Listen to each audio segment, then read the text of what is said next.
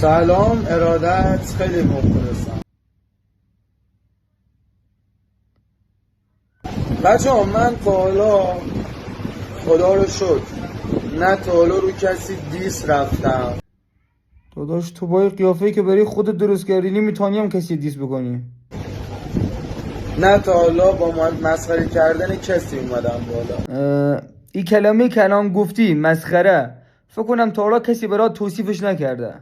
در صورتی که الان 99% بلاگرای خیلی مطرحی که شما دارین میبینین رو دیس کردن این و اون اومدن بالا و خیلی فالوور هم گرفتن، خیلی معروف شدن که دقیقا 90%شون رو بنده دیس رفتن که ما نبود، حتی ریاکشن خاصی هم نداشتم.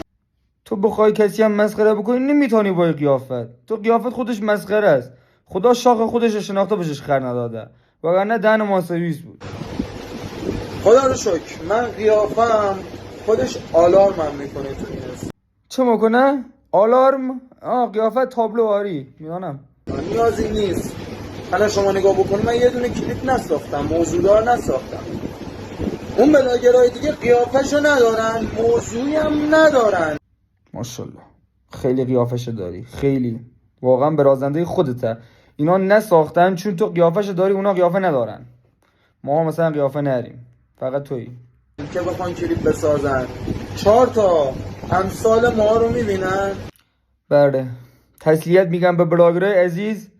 بنده این جانب از همین تریبون اعلام میکنم که دیگه تو حوزه استحفاظی بلاگری کار نکنم. یا علی خدا نگهدار.